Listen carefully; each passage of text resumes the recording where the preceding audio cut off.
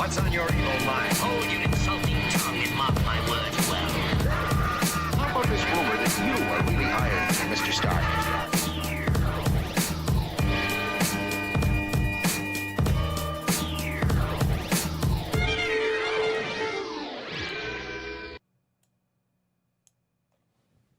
Hello, and welcome to another exciting episode of the Comic Book Chronicles.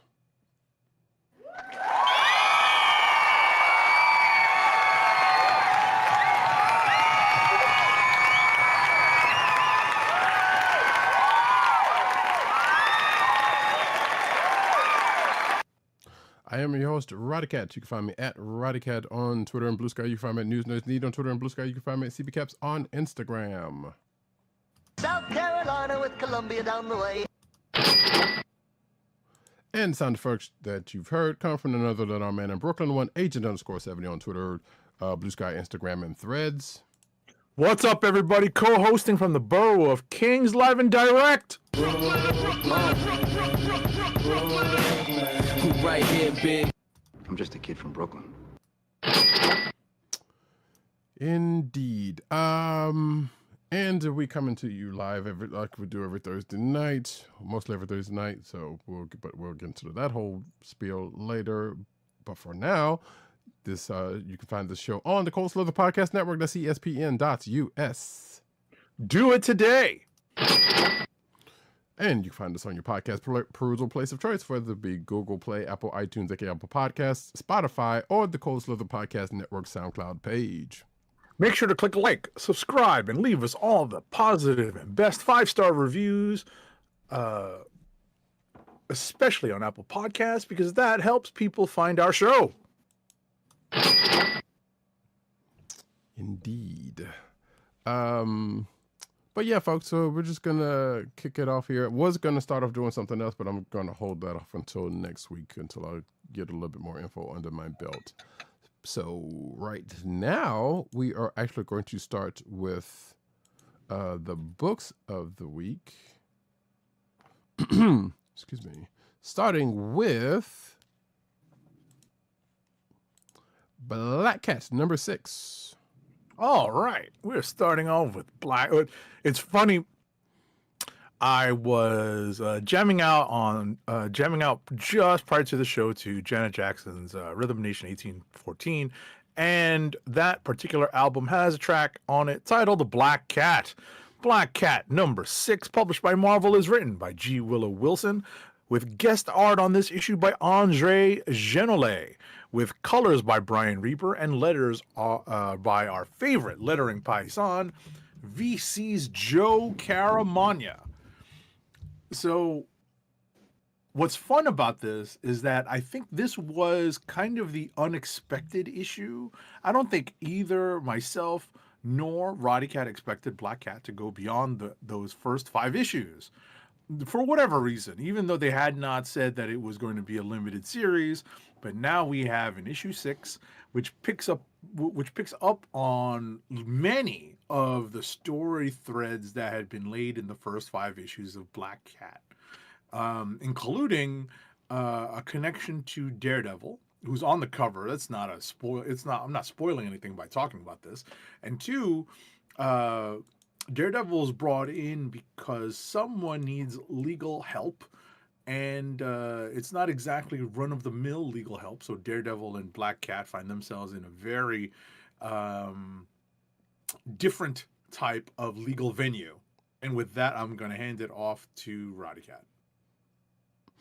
Yes. One, I'm actually surprised that it took us this long to reference Janet Jackson Black Cat, first of all. And I'm surprised that neither one of us pulled a clip of that. And that's probably going to get rectified by the time I finish editing this show, unfortunately. But to the book itself, there's one potential click of the week, so I can go ahead and get that out of the way. 2, I think actually when this particular volume was announced, I want to say they did initially say that it was a limited series, but we definitely did not get the fact that it was continuing on. And I think that's because that was what initially led us to thinking that it was a limited series in the first place.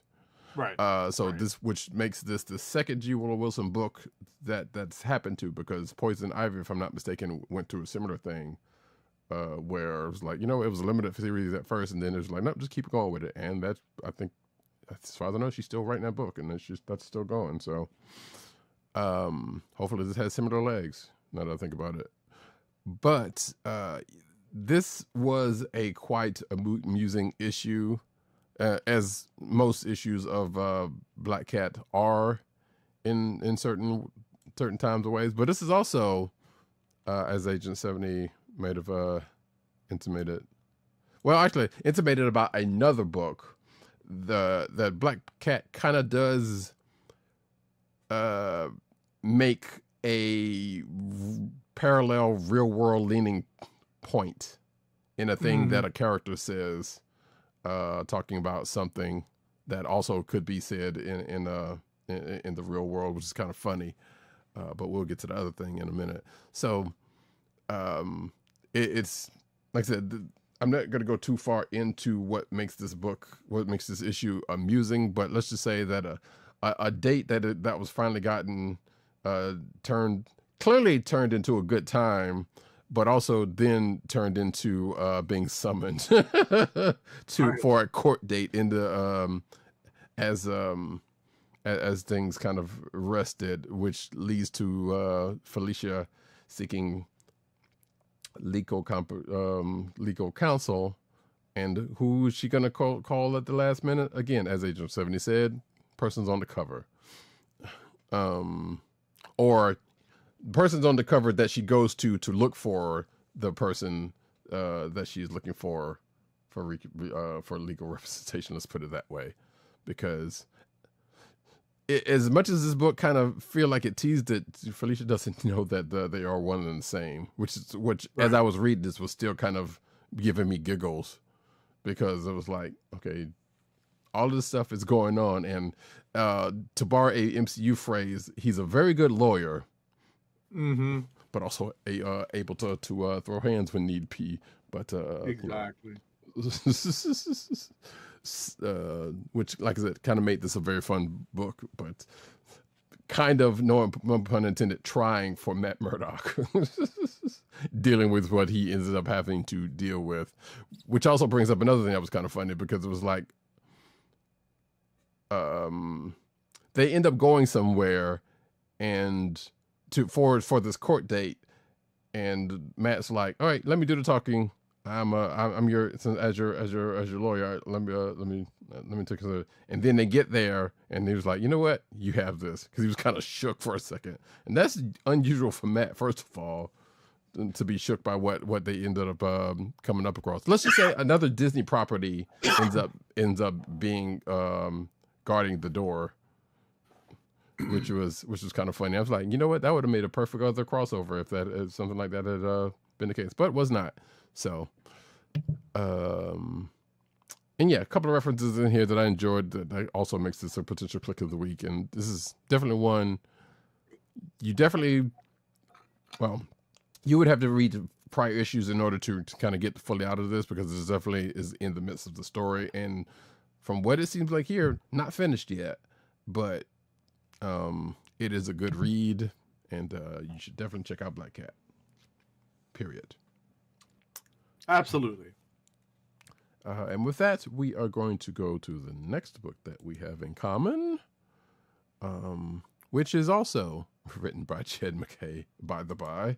Avengers number 34, aka Legacy issue 800. Also written by Jed MacKay, whereas Black Cat right now is written by. I'm sorry. Yes, right. I don't know why I'm still I know why you did. I know. I absolutely. Because he was the one who used to saying right. We're so used to saying Jed MacKay writing Black Cat. So that is my fault. Yes, it's not a problem, because I absolutely understood why you said it. Shout out to G. Willow Wilson. Indeed. Avengers number 34. We are talking about Legacy number 800. Is that right? That is right.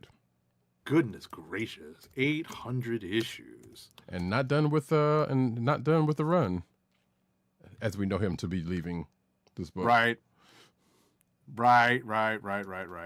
So give me one moment.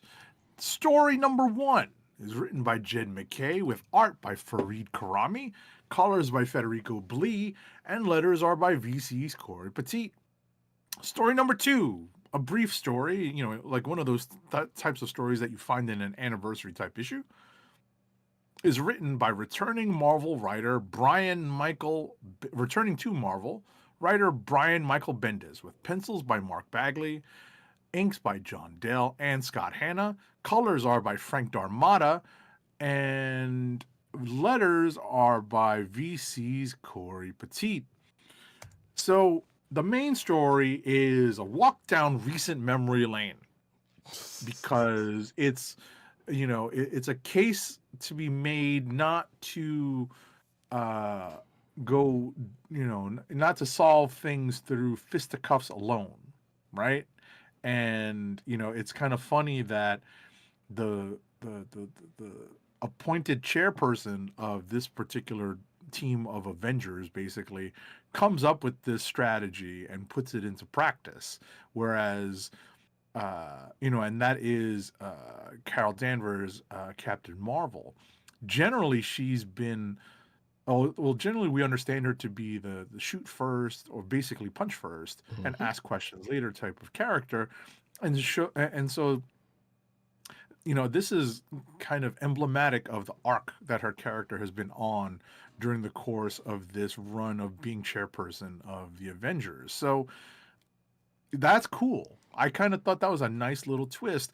I thought it was weird that we're just gonna recap everything Jed McKay's written in his Avengers run in this one issue. I'm like, why are we doing this?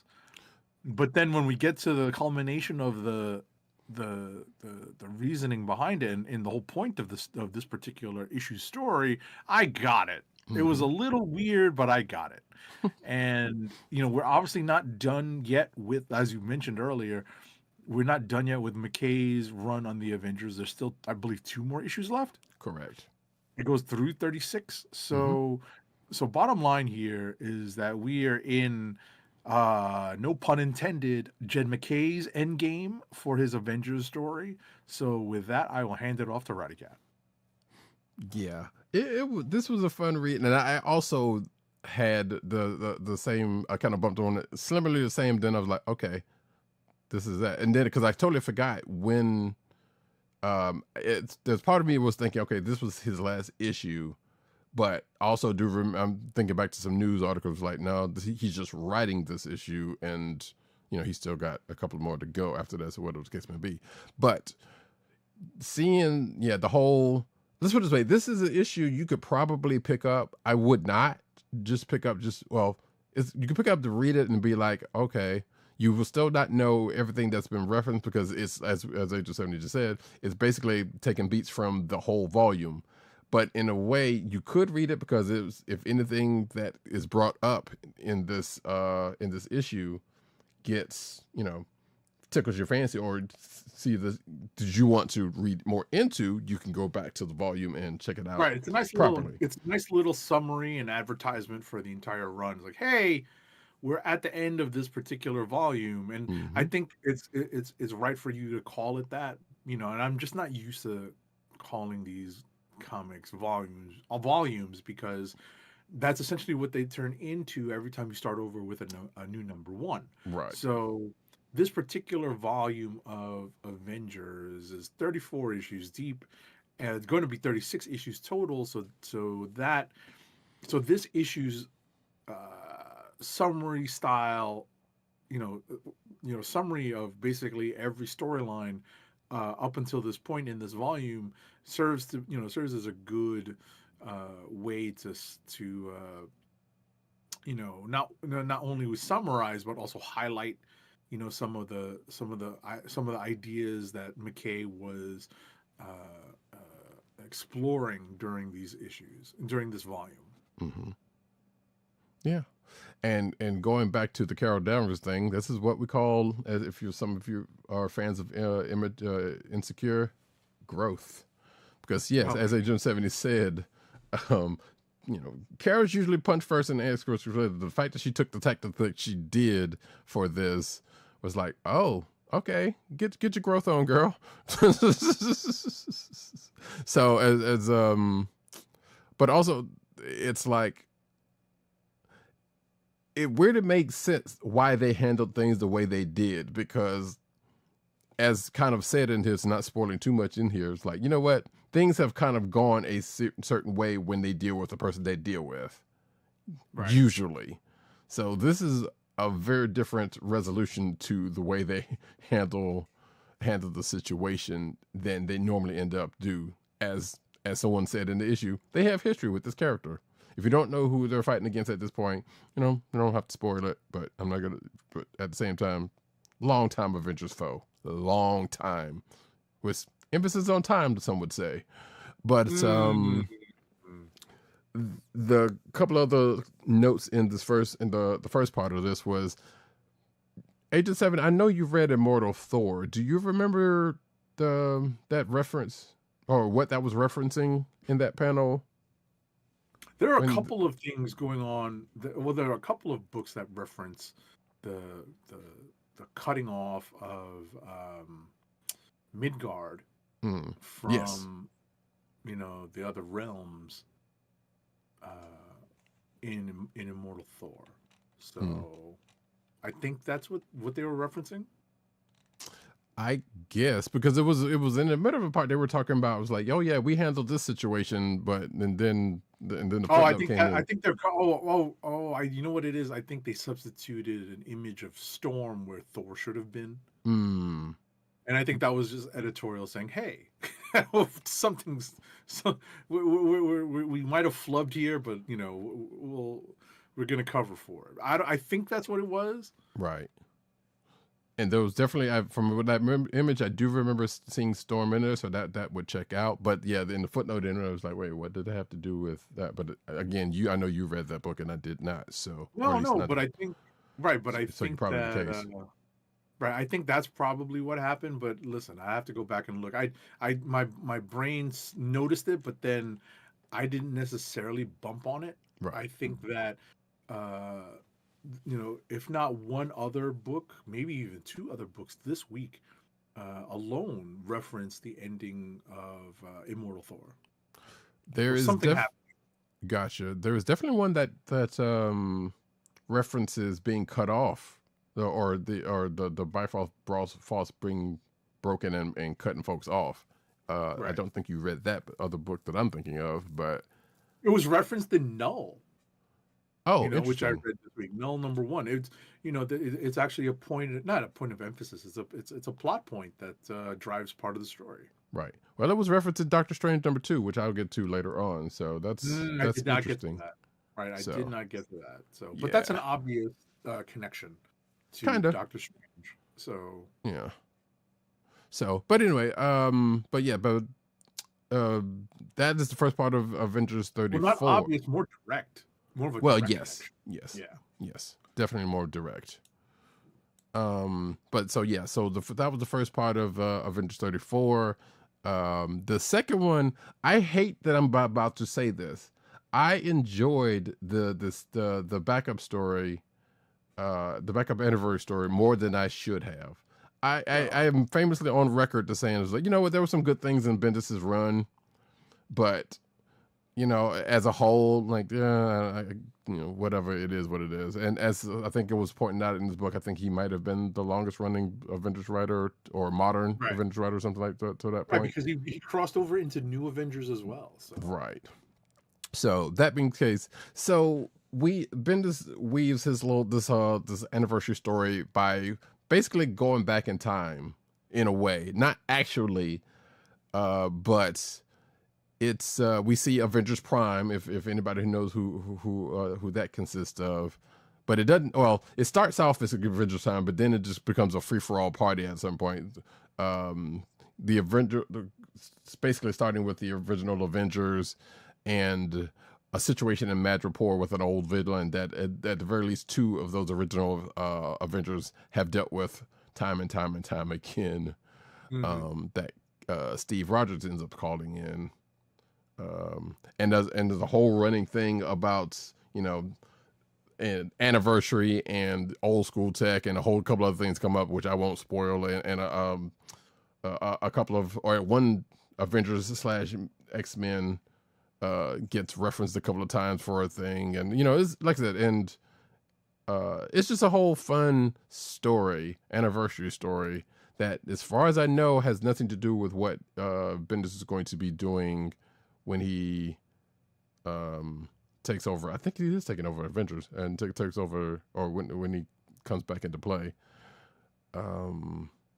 But yeah, like I said, I weirdly enjoyed the thing more than I thought. So I groaned. I just kind of made my way through it. I'm not a big fan of Bagley's art, especially when he's doing non-Spider-Man characters. Mm-hmm. So, but that's just me. Yeah, sure. That's just me. I know a lot of people love. Right, I know a lot of people love Bagley's art. It does not rub me the right way. Right. So yeah, shout out to Johnny Gill. Nice. But yeah, as a anniversary story in the back of an anniversary issue of Avengers, that one was amusing and interesting. So if any of that we talked about with this issue strikes your fancy, hey, go check it out. But like I said, just know that the first part is very much steeped in this current volume that you'll probably not know anything about if you haven't been reading the book. So, but like I said, this is fun little recaps of stuff. So, and with that, we are going to get to the last book that we have in common, and that is another technically Avengers facing book, Ultimates number 20. Ultimates number 20 is written by Dennis Camp with art by Phil Noto. Colors are by Edgar Delgado and letters are by VC's Travis Lanham. We pick up almost immediately from the previous issue and the first appearance of this ultimate version of the Vision. And we have here a combined origin story for this Ultimate Vision, as well as a continuation of the counterattack. Well, I don't even want to say it's a counterattack. So let's just say it's the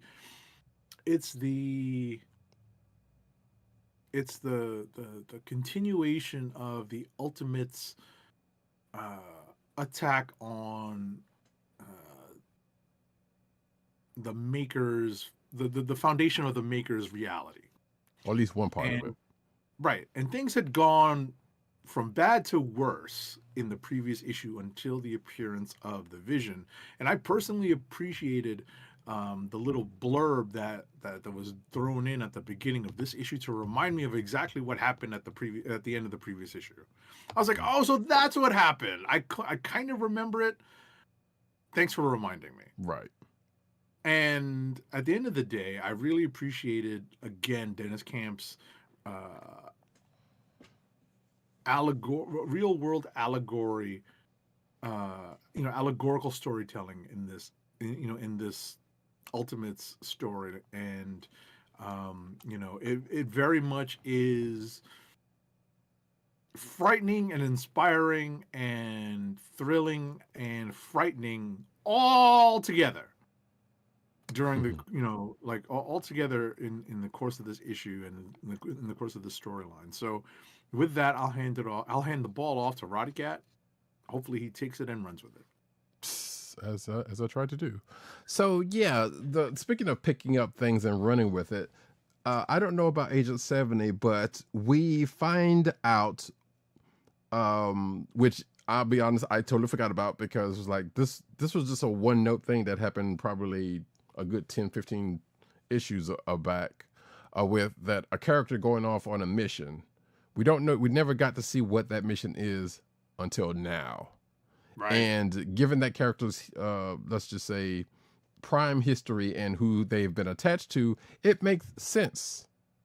Given who shows up in this book, and we also get the explanation of how all of that came into be with the with a little reference back to when we last saw the original version of this character. And I say that specifically for a reason and not to spoil anything. But and again we continue to see, you know, the Wasp's role in things as we come to find out, you know, last issue. A couple of things that kind of made this another potential click of the week for me is seeing Jan's team that rolls in with her, because you have never seen a bunch of misfits well, you have seen a bunch of misfits, but not in the ultimate. This is the ultimate version of a group of misfits, unrelated misfits, all together, including like I said, a couple that have not been in the Ultimate Universe so far that we're seeing for the first time. Was that? Shout out to Dupe. Yes. Shout out to Gatecrasher. Shout out to Hitmonkey. Yes. Howard the freaking Duck. And of course, the ultimate version of a long-standing Marvel, I wouldn't say staple, but we're just going to call him that, and who's known for dressing up in underwear with a pot on his head. Oh my goodness. And a cape. Squirrel Girl, I think.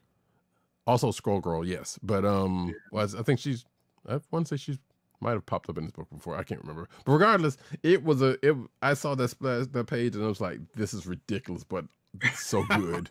It was so good. And also I think I'm trying to, the other thing, we get an Iron Man character that I'm not sure if we've seen in this book before come into play in a major way, in a oversized way, let's just say. Oh yeah, where in they normally would have they're basically Zord or mech or kaiju size, if you want to go any of those, to think of how big they kind of come in with what they have going on with this, and how that all gets explained, which was pretty great. Yeah, like I said, this book was we say Ultimates. Was that? It was a little bonkers. A little bit. That's what made it so fun. But also, but still kept within how Disney's Caps has been, as Age of 70 said, you know, keeping with some real world parallels about rising up and you know, revolution and what not happening, things that could totally stand to happen actually right now. But also the one other thing I was going to say that I have in my notes is that boy, Verizon could have used Ultimate Vision yesterday. That's good. That's an excellent point. Because the way the network definitely some would say, well, Verizon's called the most reliable network. It became the almost reliable network yesterday, as in not at all, but yeah. It was a bad day yesterday as if we were recording this issue for Verizon, and hopefully they give all of us some money for this, because that's ridiculous, and they probably won't. Regardless, though, if you have not been keeping up with Ultimates, what have you been doing with yourself? Because it's not necessarily all leading up to this, because we're already kind of in the end game, actually, and this is just the book that is pretty much continuing to fire on all cylinders. So, and I know most if not all of the Ultimates books are going to 24. I think Wolverine may or may not be the one. I can't remember. Not coming out of all of this, but pretty much all of the books in the Ultimate line are, or at least most of them are at their penultimate issue. At this point, or we have already talked about their penultimate issues, and they got the last one is coming up fairly the next time they drop, and that being Ultimate Spidey and Ultimate Black Panther for sure. I think Ultimate X-Men also. I think, like I said, the Ultimate Wolverine might have a couple more issues that going past whatever happens. That ends in the end game in March. I'm not sure, but we shall see about that.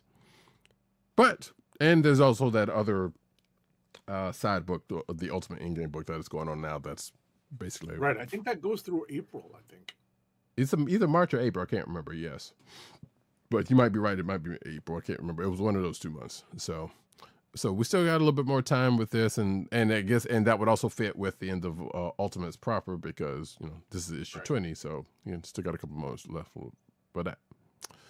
And with that, folks, that is the end of all the books that we have in common. Rapid fire. Alrighty, folks, rapid fire reviews. I ain't got time to bleed.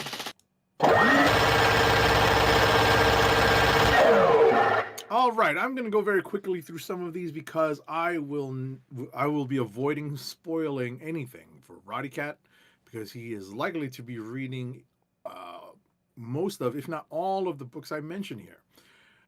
DCKO number 3 of 5 is written by Scott Snyder. There's an interlude written by Joshua Williamson. Main art on the story is by Javi Fernandez. The art on the interlude is by Shermanico. Colors are by Alejandro Sanchez, and letters are by Hassan Otsmane El Ho. Now we get from 8 to 4. That's essentially what we're dealing with in this story.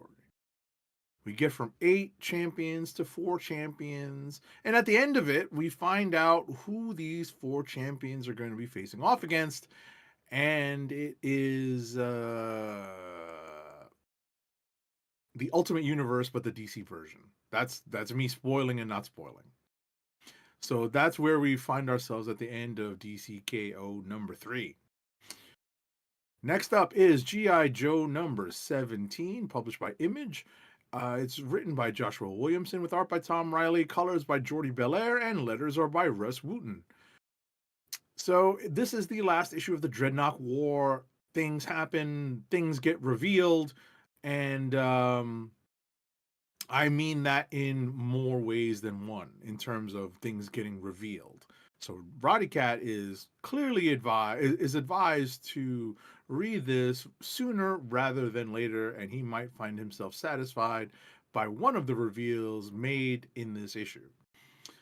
Next up is Transformers number 28, again published by Image. It's written by Robert Kirkman with art by Dan Mora, colors by Mike Spicer, and letters are by Russ Wooten. So we pick up essentially where we left off in last issue. Some people are getting a glow up. Some characters are getting a glow up. Some characters are looking to move on from where they are in life. And some characters are on the counterattack. And it's that counterattack that may serve to be the next big, the spark for the next big battle. We use the term spark, when I bring up the term spark, it's obviously going to tie into or refer to a particular aspect of the Transformers that has been relatively constant, throughout its throughout the property's history. It hasn't been there early on, but it definitely came on later.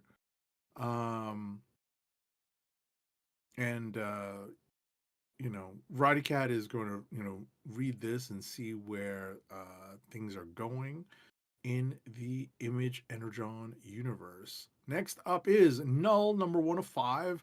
It's written by Al Ewing and Tom Waltz. Art is by Juanan Ramirez. Colors are by Eric, not Rick, Arciniega. That is an ugly typo.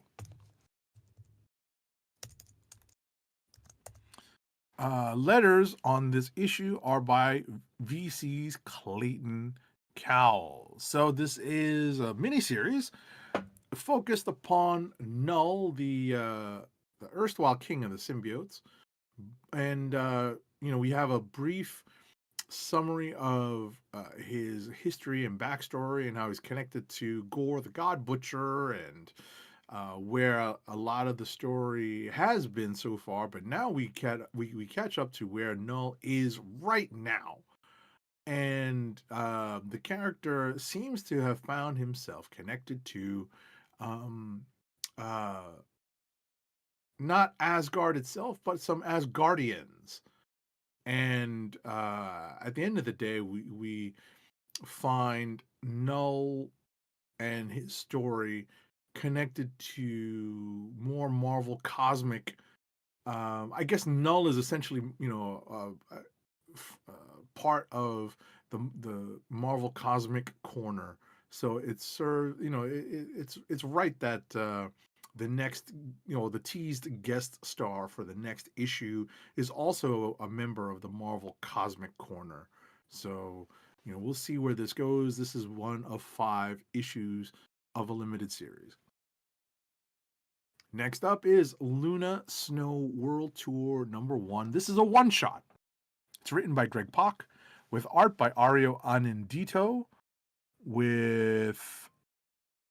and Takeshi Miyazawa, favorite of ours. Colors are by Yen Nitro, and letters are by our favorite, always our favorite lettering Python, VC's Joe Caramagna. So, this one shot, believe it or not, picks up exactly where Luna Snow's story leaves off at the end of that Dooms Division, Tiger Division miniseries. And Greg Pak kind of does a little bit of a play on the K-pop star culture, and the fan culture specifically has a nice, has kind of a fun take on it. And that's what I had some fun with in this issue. There are some cool guest stars in this issue, including Wave, Pearl Pangan, and Sunfire, and who am I forgetting? Wave, Sunfire, and that might have been it. I want to say there was someone else that I'm completely blanking on, and I shouldn't be. But yeah, it was fun to see.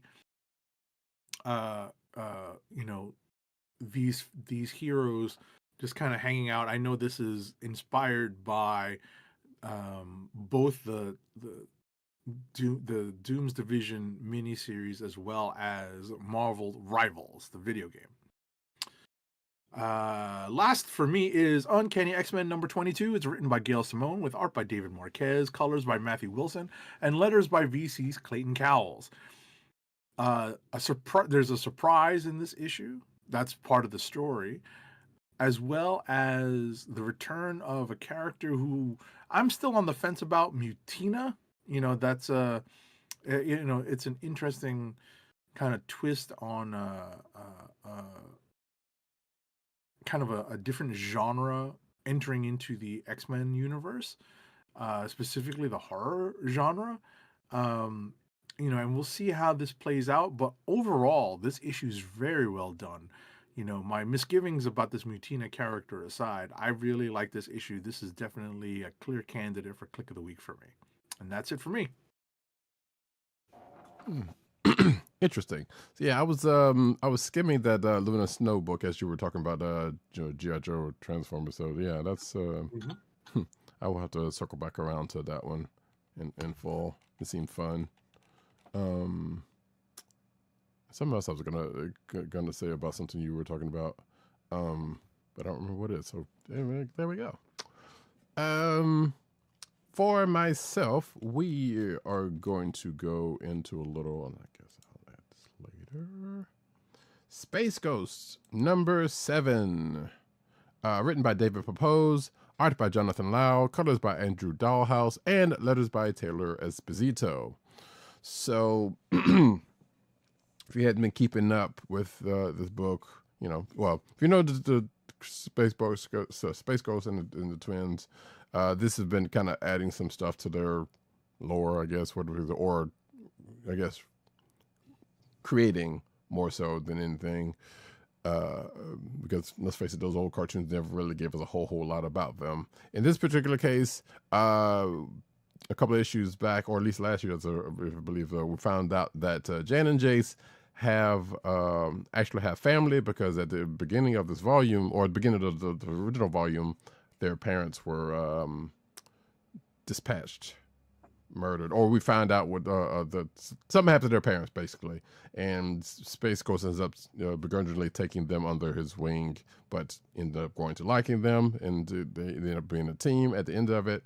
So going into this volume, they still are, and a couple of issues back, like I said, the kids find out that they have a family member that is still around who has come to collect them, and kind of did. It turns out this person is I guess the head of one of the corporations, the space corporations.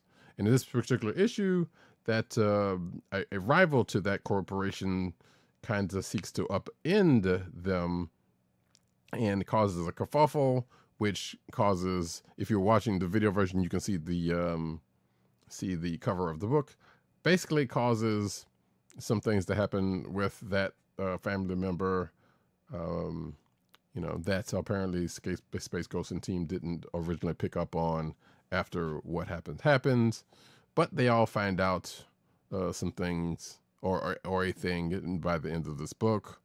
And I was going to say that the character, if you're thinking of Spider-Man's Mr. Negative, you're kind of off, but at the same time, I wouldn't judge you for thinking that initially without knowing what the character's dealing with at the time. Next up, though, and actually, it's not the last one for me, but next up is Doctor Strange #2, of which I know Agent 70 is going to check this out. Written by Derek Landy, art by Ivan Fiorelli, colors by Dono Sanchez Almara, and letters by VC's Corey Petit. So, at the end of last issue, Agent 70 already knows this point, so I can just go ahead and say this. Steven channels basically an MCU version of himself going into this issue, let's just say, and tries to use it to his advantage, but apparently the antagonist, the antagonist being the antagonist, and of course you couldn't have it just be a straight up dub. Things happen in this which causes the story to go on and leads to what we mentioned, or the reference that we mentioned earlier about where Stephen and Angela end up going. That had been cut off. One of the places that had been cut off by the Bifrost being broken up, let's just say. And, news is being thrown around, things get pieced together, and things happen in this issue. And I'll leave it at that. So, like I said, I don't want to spoil anything for Agent 70 or anybody else for that matter. But it's interesting how they get to the beginning of this book to the end of this issue with everything that's going on here. So, but you can check that out for yourself. Lastly, we have a little bit of Teenage Mutant Ninja Turtles #14, written by Jean Luen Yang, with art by Freddie E. Williams II, color artist Andrew Dahlhaus, and letters by Sean Lee. And I know Agent 70 is also going to read this one, so I will just say the new character Ujigami is still around, being, I'm not necessarily being a menace, but basically doing his business. He's basically the Punisher. I think we can go ahead and say that part, but more of a supernatural bend to him. The Turtles don't know what the audience knows about this character. That and again, it's not a spoiler to Age of 70 because he already knows who it is. Right. But the Turtles do not. But they seem to be slightly trying to piece things together during the course of this, while trying to protect folks that they probably shouldn't be, as the saying is this. I will spoil this part. There is a reference in this issue as to how Donnie got his metal shell, of which both Agent 70 and I did not know, but but that gets kind of referenced in this issue. So I was like, okay. Again, that's kind of a thing. If you if you read the previous volume, you probably know what I'm talking about. If you, like us, did not, then yeah. But yeah, they end up like I said, protecting folks that they shouldn't have, which leads to confrontations and some jokes by some henchmen, who are pretty much firing on all cylinders during the course of this volume, or this run so far. And at the end of the issue, hey, you know what? Some folks come together. And that's all I'll say about that.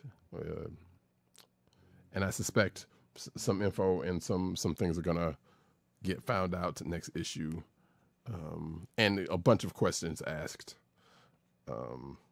surely. And that, folks, is it for me. Kliqs of the week. Kliqs of the week.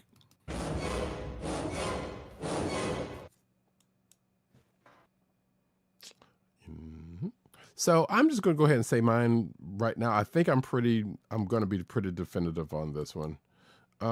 Shout out to Avengers 34/800 for everything we said earlier, because that's definitely a potential for me. The other one was Ultimates number 20 for a potential Kliq of the week for me. Turtles was actually pretty good. You know, that was enjoyable for what happened in that book. But my Kliq is going to go to, and this is probably not going to be a surprise to Agent 78, given what I've already said. Black Cat number 6 is my Kliq of the week. So yeah, shout out to G. Willow Wilson and crew for that. All right, I think Black Cat is a candidate for me. Ultimates is a candidate for me, but I think the book that I enjoyed the most. Actually, you know what? The one I enjoyed the most was Uncanny X-Men up until the whole Mutina stuff. Mm-hmm. So I think my Kliq of the week, my overall choice is probably going to be, let's make it Ultimates number 20. Yeah. Just because I really enjoyed, seeing Phil Noto do, kind of great expressions, because that's kind of his calling card. Mm-hmm. When it comes to art, the expressions that he's able to draw on characters' faces, some of them are just priceless. Mm-hmm. So I think Ultimates number 20, all I have to say is, I can't help but kind of hum Fight the Power every time I read Ultimates. Mm-hmm. Number 20, and specifically the last several issues. So, I'm going to go with Ultimates number 20. Yeah, which, funny enough, in my notes, I have a reference to another Public Enemy song, because I'm kind of, partially I'm coming up right there with you, but there was another, there was another Public Enemy song that I referenced in my notes that might end up being the title of this show, actually. Okay. But yeah, if it wasn't, I was torn, honestly, because Ultimates, as we said, and as I said earlier, yeah, Ultimates, there were some great moments in Ultimates, and Ultimates just good all around. And like I said, seeing that one page with Jan's team was almost enough to kind of be like, yep, it's potential Kliq of the week for me. Yep. But as the little Black Cat book was just for some strange reason, for some reason, just kind of got it over Oh, that works. Listen, So, Black Cat was good. I'm Yep. very much happy that Black Cat is going in the direction that it is, which is ongoing. Yes, indeed, and in great hands as far as I'm concerned. So, Yes. No slouch to Jed McKay also, but saying. And with that, folks, those are our Kliqs, and we're going to get into the news. But first, let's get our last ad read in. Our first ad read of the night is for Wink, your personalized wine club. Wink is a world of wine delivered right to your door. From rosé to Cabernet to Torronté, Wink has over 100 styles of wine to discover. Ever try an orange wine? Wink connects you to a world of exclusive wines tailored to your taste and delivered directly to your door. Wink delivers 4 bottles of wine to you every month with free shipping. You can pick your own bottles or let Wink choose and match to your taste. It doesn't cost a thing to become a member, and you can skip or cancel anytime. And now the listeners of the Comic Book Chronicles can enjoy an exclusive discount of $20 off your first order.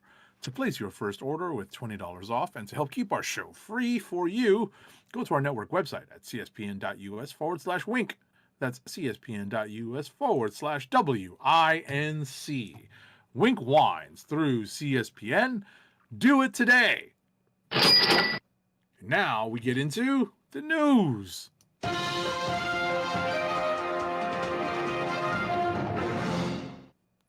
Cinematic news is about, as we do about this time, Avengers Doomsday reveals first look at another previously leaked, but now officially put out, which I think is actually the last one, because it was 4 of them that got leaked. So I can't remember if we have now seen all 4 of those.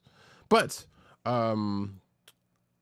this one is this teaser trailer is the Fantastic Four teaming up with the Wakandans and Namor. So I have not watched this one, but this is also another one that I would probably check. So if you're watching the video version, you can see one image from it, which still has Shuri as Black Panther, from in the thumbnail in it. There's also another image of Namor here, and it sounds like we get a little bit of Ben Grimm action up in here at the start of this, but again, I haven't watched this whole thing. Oh, you haven't watched it? Okay. Yeah. So, and it sounds like, according to this, actually a little bit of spoiler. I shouldn't have read that, but or not spoiler, but apparently someone connected to the last person I just mentioned, or the next to the last person that I just mentioned, is coming into play here, which is interesting. That's an interesting pull. Actually, not, because I think they were already in Wakanda Forever, if I'm not mistaken. Just not the version that I would have expected. Either way, like I said, that's out there for folks. If you haven't seen it by now, I assume it's probably playing in front of Avatar, the blue people, or but it's out there also online that you can check out. So there you go. Next up. Or have you got anything on this one? Did you watch it? I did. You did? What you thought? Listen, they're all going to help me, build up my excitement for the movie, but I don't need any more build up. Right. I just need to be patient. Agreed. That's really what it comes down to for me. Yeah. And this, which is the reason why I hadn't watched any of them. Yeah, I'm already sold. It's not like they have to convince me to go to watch it in the theater. So exactly. But like I said, there's still, I guess there's still fun for stuff like, hey, like, you know what? Here's where some things come into play. Right. And that people have been waiting for. So there you go. Next up, though. Let's see. Transformers star pushes for G.I. Joe crossover movie, quote, talk to Paramount. So the final scenes of 2023's Transformers Rise of the Beast set the stage for the long-awaited crossover with the G.I. Joe franchise, and nearly 3 years later, star Anthony Ramos seems just as in the dark about the project as audiences are. When asked by MovieWeb about the status of the crossover, Ramos confessed, come on, talk to Paramount. I mean, everybody's buying everybody now, so Paramount, talk to Skydance or talk to whoever. All of them, just hit them up. If you got their number, shout them out. Basically, it's like, yeah, let's get this thing going, man. Right.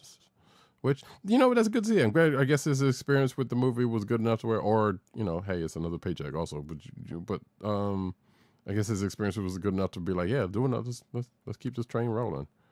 So, I've still not seen this Rise of the Beast and matter of fact, I haven't seen half of those Transformers. Right, movies. Neither have I. Yeah, so this one was a curiosity for me because of one, it was Beast Wars, but also as we have we have 2 Marvel characters, or now Marvel characters in the starring roles in this, if I'm not mistaken. Or was it her? Was it Riri also in this one? I can't remember. Or was it the other Dominique? It might be the other Dominique. I don't remember. Either way, we'll see if it comes, and maybe they'll push in Mask or something. Next up, though, Star Trek's new spinoff officially explores a canon-accurate detail about Klingon healers. So this is, I guess, kind of sort of spoiler alert for Starfleet Academy, which I had forgotten had started. I believe, because I think it might have started in this past week, and I've been busy and have not watched it, which is probably just as well in a way, because depending on what goes on in it, it's going to say some stuff, talk about some stuff that I don't, that I'm not familiar with, despite where it's being sent. But in an exclusive interview with CBR, Star Trek Starfleet Academy star Karim Diane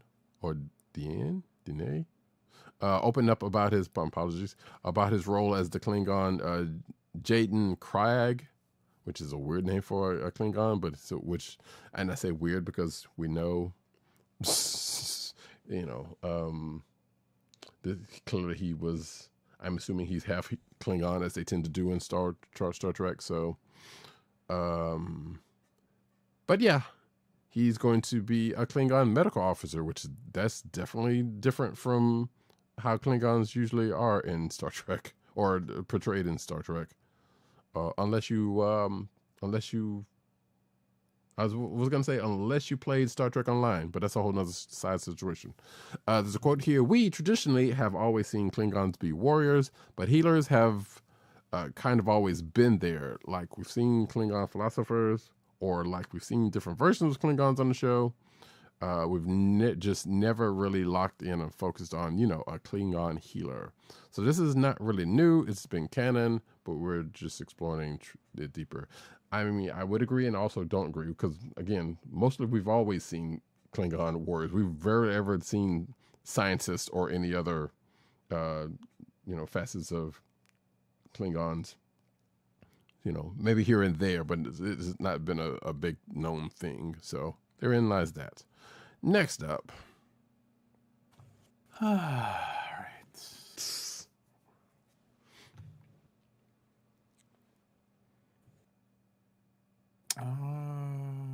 Let's see.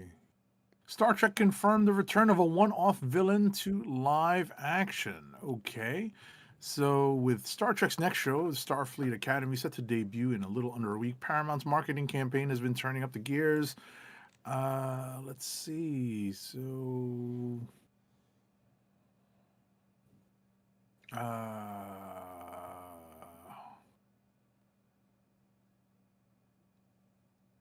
all right. So far, there's been teasers and clips offering a hint of what to expect from Starfleet Academy. But let's see.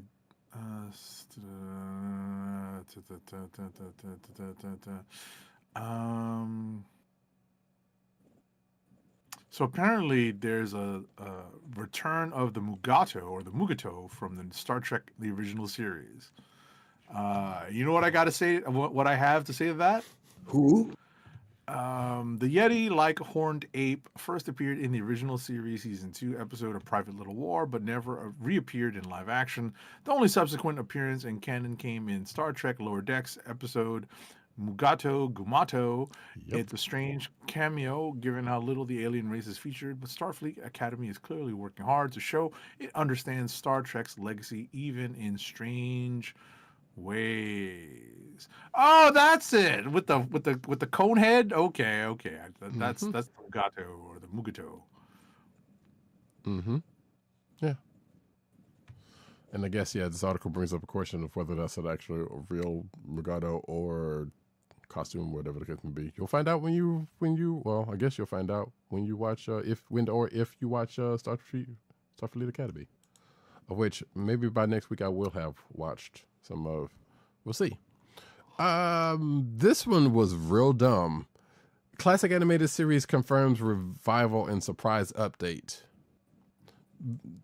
In comicbook.com's usual vague fashion of putting a whole lot of text before actually getting to the point. Yes, kind of shots fired, but hey, they're not the only ones that do it. In a surprise announcement, the Snorks are the Snorks are preparing a comeback. According to the official website for the cartoon characters that, yes, 1984, folks. Man, we had a lot of, man, whew. Also getting too old for this shit. But, wait a second! I'm getting too old for this shit. There it is. So yeah, the website created by some group says the following in terms of bringing back the aquatic animated figures. Quote, following the global success, that's pushing a little bit. The global success of the Snorks in the 1980s and 90s. Did they have a 90s show? Okay. We're proud to bring the Snorks back to life with great respect for the nostalgia, okay, and recognizability of the original series.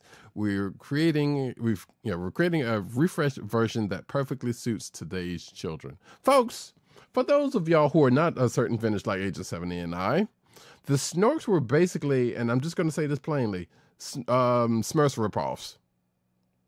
Let's face it. Because there were during that time, Smurfs came out. Then there was the Snorks, the Biscuits, the Paw Paws, every other group. Like there was a whole bunch of other groups, little group animal or whatever creature groups that was some sort of creature thing. The Snorks were just like, hey, there were Smurfs under the sea. That's reducing them a little bit, but at the same time, not by much. Let's face it.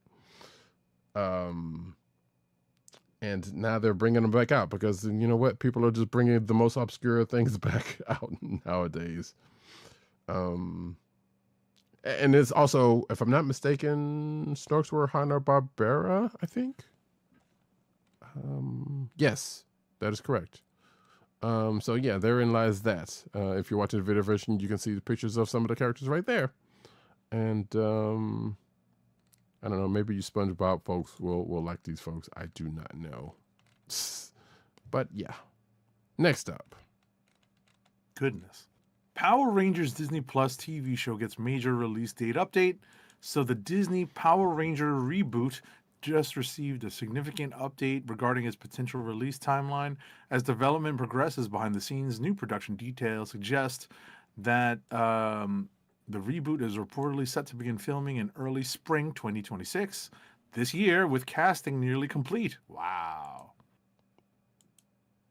Yeah, it's been a minute since there hasn't been a Power Rangers show on TV, but I should have known, that something was going to be happening because it's Power Rangers, of course. Yeah. Next up, though, Tomb Raider reveals first look at Sophie Turner as Lara Croft. If you're watching the video version, you can see she as the character right there, in Lara Croft gear. Yeah, it is definitely not the original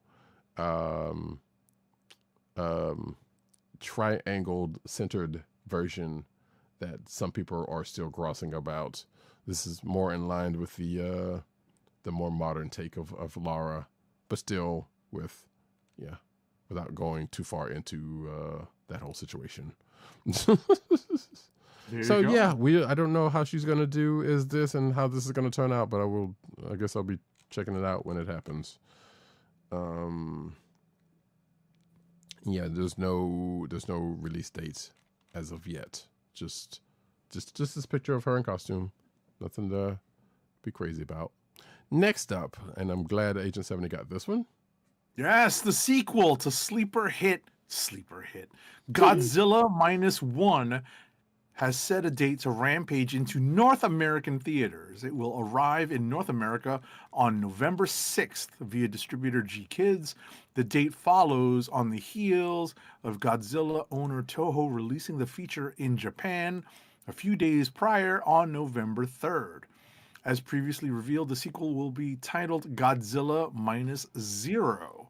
No casting details are yet available, but the first movie took place in post-World War II Japan and centered on a kamikaze pilot Koichi who lives in shame after choosing not to die in battle, but he ultimately finds redemption as he helps his nation deal with the monster known as Godzilla.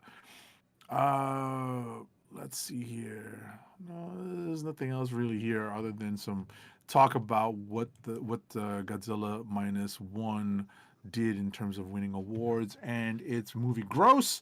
And all I have to say is,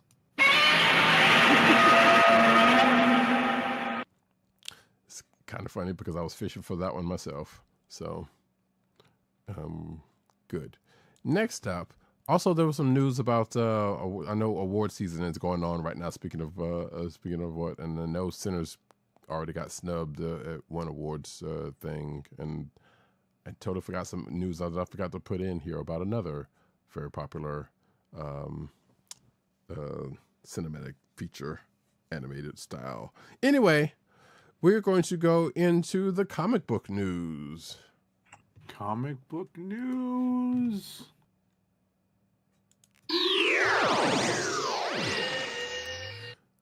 Believe it or not, he's not just walking on air, but coming to comic books, folks. Per Bleeding Cool, comic book publisher and distributor AMP or AMP Comics has officially announced the release date for the hotly anticipated return of, and again, some of you younger kids are not gonna know what this is, The Greatest American Hero. Oh my goodness. The new series will not only be written by Don Hanfield and illustrated by artist Alper Gelsel, but its creative team also features the original. Oh, that's right. I forgot about this part. The original Greatest American Hero himself, William Cat, who makes its who's going to excuse me. The book is going to make its debut on May 2nd with a free comic book day special featuring cover art by David Mack. And I actually totally forgot that William Cat had been, I don't know if he's problematic at this point or anything at this point, but I remember being in the comic book store and seeing a book that he had written that I thought I had sent to y'all, to the rest of the folks in the CBC chat, but back channel, but I don't remember if I did or not. So yeah, folks, if you're watching the video version, you can see the cover for the free comic book day book for The Greatest American Hero. Again, youngsters don't understand. This is an 80s, a very early 80s thing. Right. Where, basically, dude finds a suit, almost Hal Jordan style, and has to figure out how to use it because the thing didn't come with instructions. So, he's basically almost Superman, but, none of the security and assuredness. Amongst other things. It was kind of a comedy show, but also, well, it was comedic, definitely, but I don't know if it was intended to be, I don't remember if it was being intended to be, but yeah. But yeah. Next up. I love this news. I saw this news and I'm glad I saw it. I didn't have to tell Roddykat to put it in because it's pretty great. Mm-hmm. Godzilla is returning to the classics with Godzilla's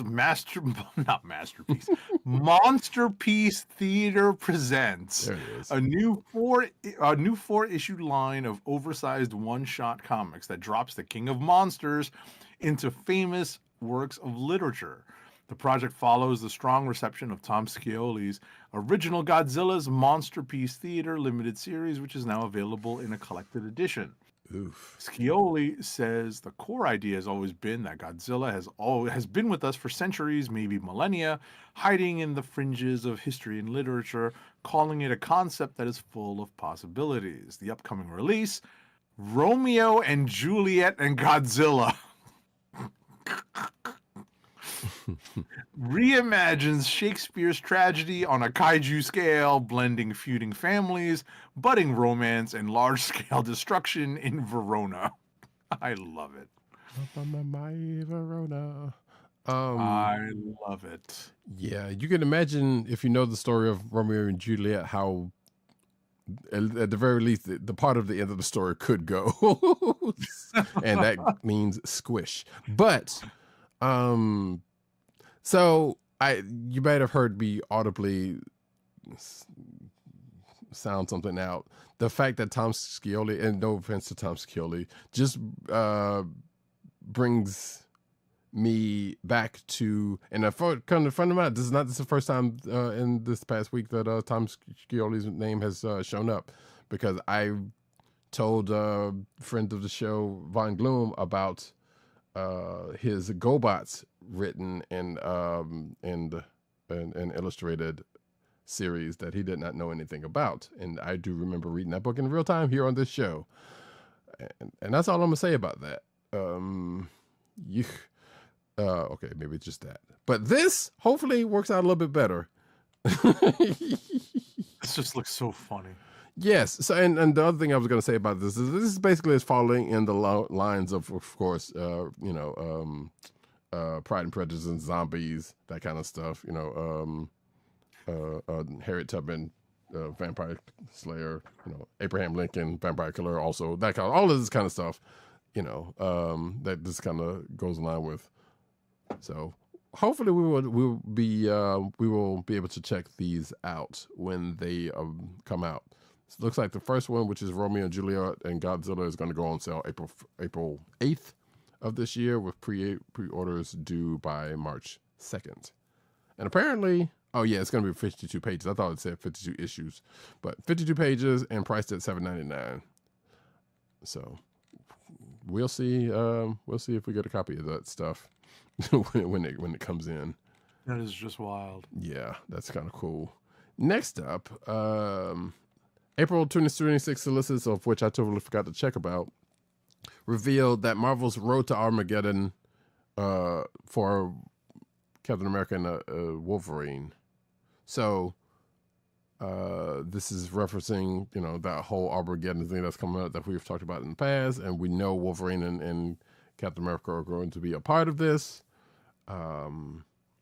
With Wolverine Weapons of Armageddon #3 and Captain America's 9 through 10, or 9 and 10 rather, which I guess are leading up to Armageddon.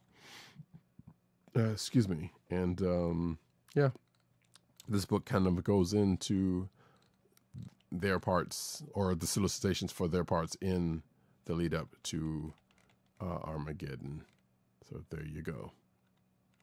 Next up. All right, 1 second.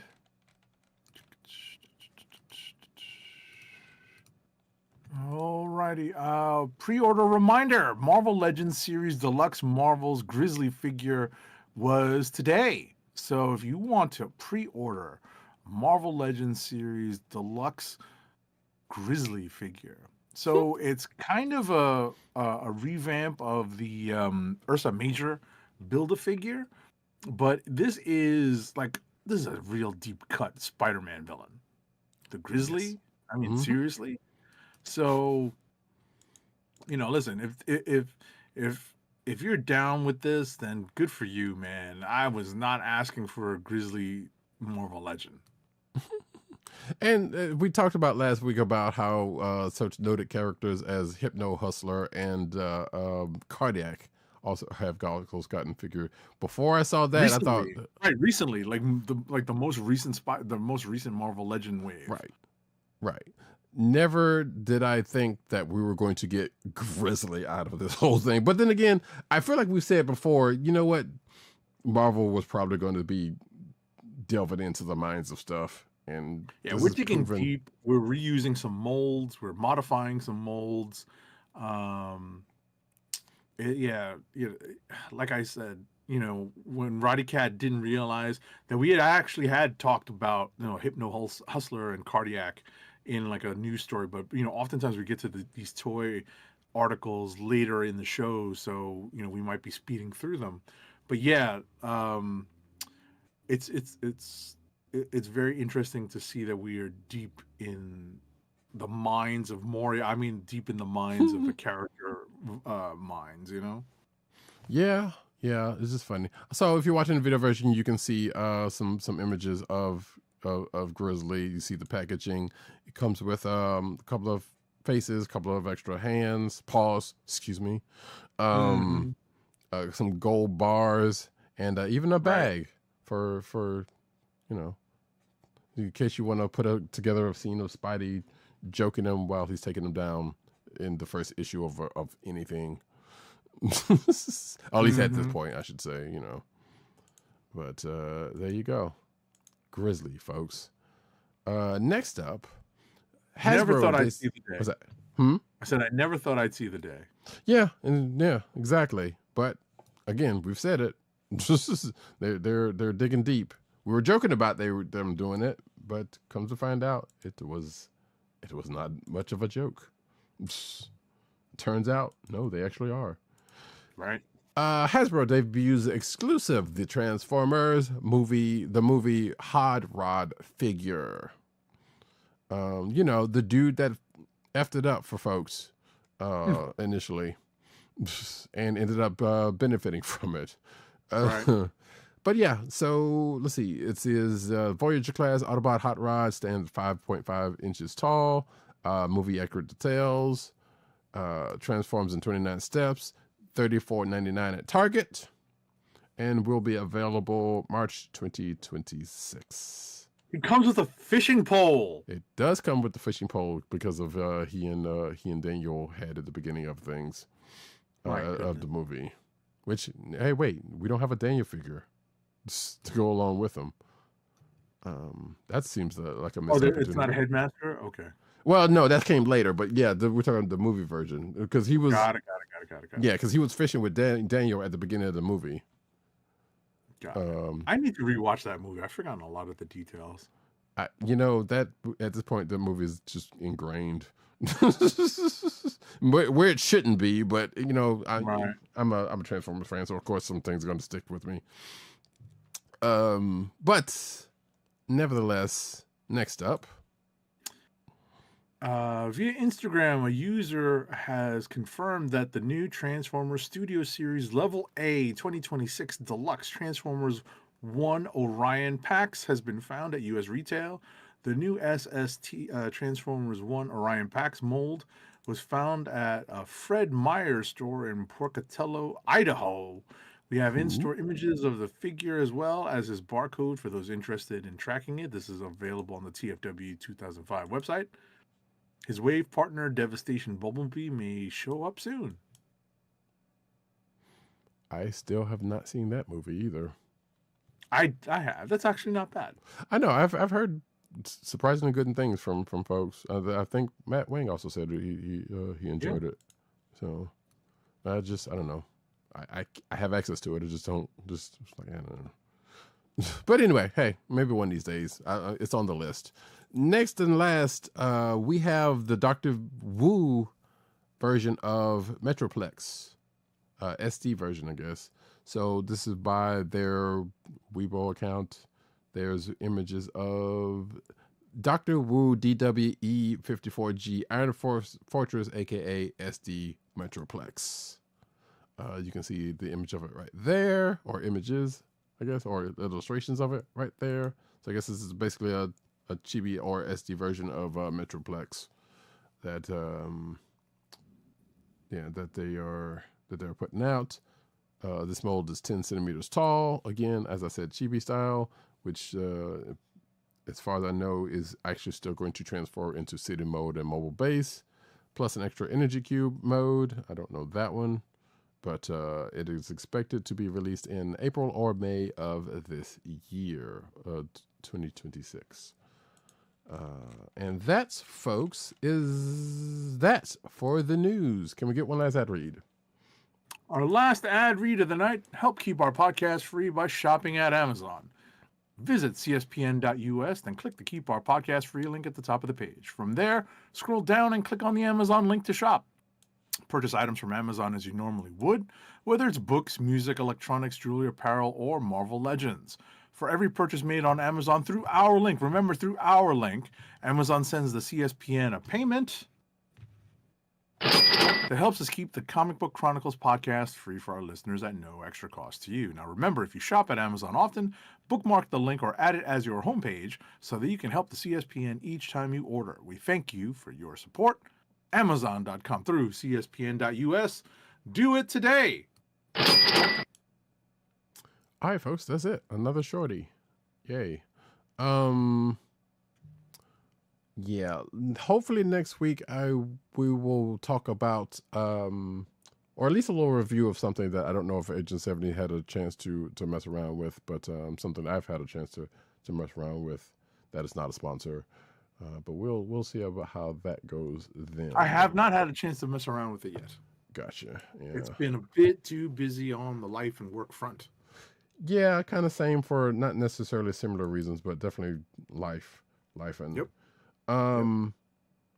But yeah, so hopefully we'll get to talk about that next week after spending a little bit more time with things. But with that, and actually, let me see, what is next week? Next week is we still got another week, another 2 weeks at this point for Wonder Man. So we definitely won't be talking about that next week. So maybe I'll talk about Starfleet Academy if I get the chance to watch it, and anything else that might come about in our thing. Right. Anybody else trying to catch up with the winter seasons for anime? There are plenty of anime shows that have dropped winter season so far. Yes, that too. And actually, before I was about to sign us off here, but actually I want to do a little show and tell really quickly. Nice. And it will be quickly. So last week I went into the comic shop. I knowingly not having anything to pull, but I went in there anyway, and a certain oversized book struck my fancy, which I did not read originally when it originally came out, but I felt compelled to get this. So folks may know Marvel and DC did a collaboration back in the day, and in fact are still have recontinued their collaboration with one that stars both of the people that are in the book that I'm about to show, and that is, there we go, Superman and Spider-Man crossover that happened back in the 80s. There you go, you can see it there a little bit. That's my thing. So as you can see, if you're watching the video version, it is a bigger than standard size book. I wish I had another book. Treasury edition. Yes, basically. And this book was $20. Whether it's worth it or not, yeah, that's a judgment call, But listen, it's cool that it's reproduced in that size, on that scale. So yes, so you can see some pages of it. Like I said, it's kind of hard to see with my virtual background, of which I am not taking down. But yes, it's greatest superhero team of all time, the battle of the century: Superman versus the Amazing Spider-Man. There you go. They also had another version of this that was $5 more. And as far as I could tell, the only difference was that the cover was not necessarily embossed, but it was silver. But everything else on here was pretty much the same. So I don't know. I don't know. I don't think it was, clearly it wasn't worth $5 extra for me to get. But I thought it was weird that it was the thing. I don't think there was anything extra in that particular version either, outside of the cover being silver. Right. One of the cool things, bear in mind, we did pony up for the DC versus Marvel omnibus. We did. That's true. So, we do have the contents of this, of that crossover in this oversized, in that oversized book, in this, again, oversized in a different way book. Right. Yes. So you can read it, in like a more, kind of like more easily storable, more easily accessible version. But it's cool that you can see it kind of like in the original big treasury sized edition version. Right. So there you go. There's a little closer view right there. Yeah, and believe me, when I saw this there, and knowing, as Agent 70 said, we both had that what you spoke of. I knew that, but I was like, you know what? This is novel. Of course. Maybe I'll just put it up on Wait, when you go, just very quickly. What's that? Oh no, finish your thought, and then I wanted to just jump in. I'm sorry to cut you off. Oh no, it's okay. I was just gonna say maybe I'll once I get this room all straightened out, I'll just have this in the background, on the shelf, for something, because definitely that book or that oversized book or one of those big ass omnibuses that I just bought with the GI Joe the Transformers one, is probably going to get displayed once it gets Right. done. What were you going to say? So at your comic shop, do you also see the oversized copies of like recent Batman books or recent DC books? So Like same format, like the really, like large, oversized, hard to store. That's Right. my biggest complaint is that you kind of, like I have a couple of those oversized type of treasury edition. No, one of them. And I just can't bring myself to buy them because Right. one, I have to carry it home from the comic shop. Right. Two, where like how am I storing this? It's not going in a comic box. It's definitely going Exactly. on a shelf. Right. My shelves, you like we all know, if I drop my virtual background, you'll see my shelves. My shelves need reorganizing because they're already full. That's already on my list of things to do. Same. For Basically for spring cleaning. Spring cleaning 2026 is, or like kind of redo what's on my shelves and kind of move things around because I'd like to get back to doing a few more action figure displays, on the bookshelf behind me. But we'll see what we can do. Right. So to answer your question, sometimes, but so just for reference for this particular case, and not even give it away because it'll take too long. But regardless, that book was in last week's section. So you go in. And on the side, you have this week's books, the current books in one section. And then off to the left, there's the shelf with last week's books. So this book was basically at the bottom of the shelf, which granted, being last week's was kind of light. So they had space for it. Also, this was on the bottom shelf of the last week's books. That being said, sometimes like you go in the store, sometimes there's like a little table that they have, like for instance the Transformers and or GI Joe omnibus, they'll have a couple of those laying out there. So sometimes they'll have some of the oversized Batman books there, but I think a lot of that stuff either ends up being on one of the top shelves or on the sides where they have like novels. Because there's one section of their store, and apparently they're starting to get into music, as I was told last week. So I was like, okay, I'm looking forward to that. So they have on the other side of the store where they have like toys and like DVDs and a whole section full of novels and stuff like that. Sometimes that stuff will be there. Okay. Yeah, but like I said, if they don't have it out, like right before you get to the I guess the register part, and there's a whole big display of stuff there. If it's not on that table, and if it's not on another section, which is to the right of the new releases, the current week's releases, because sometimes they'll have like, hey, here's variations of stuff like there, and sometimes there's some oversized books there as well. So it could be in a couple of places. I don't see those out front center that often.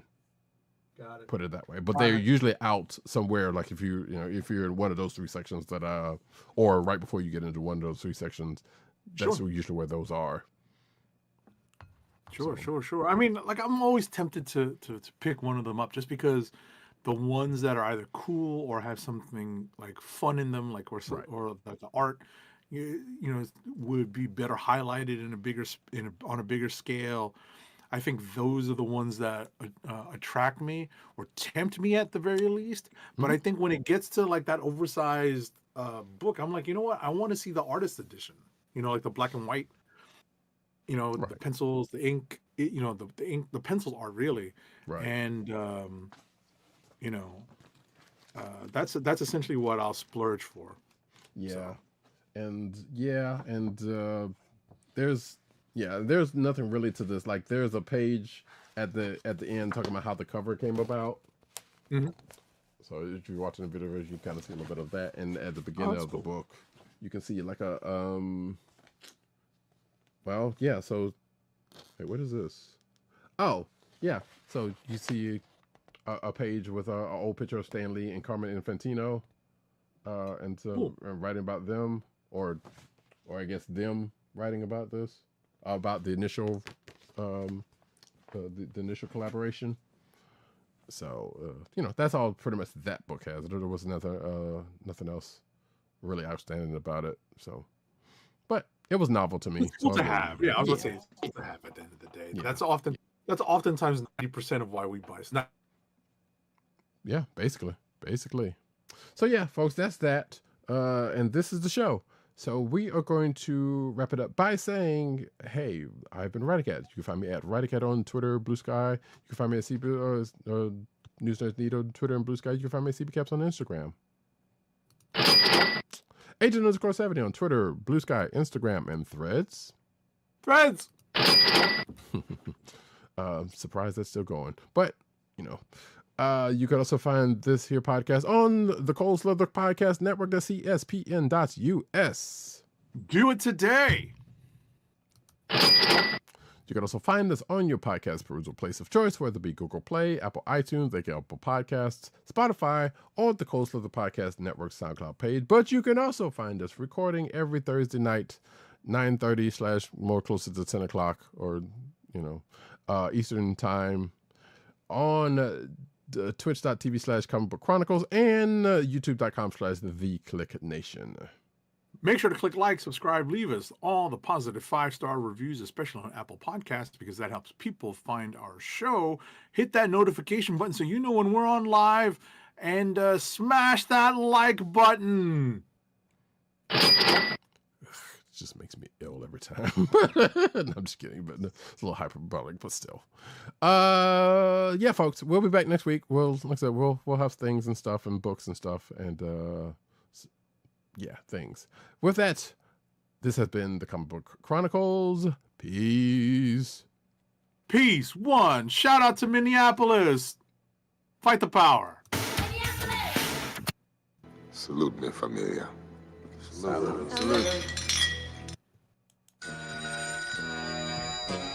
evening, Rick. Would you believe it's Dr. Doom? What's on your evil mind? Hold your insulting tongue and mark my words well. How about this rumor that you are really Iron Man, Mr. Stark?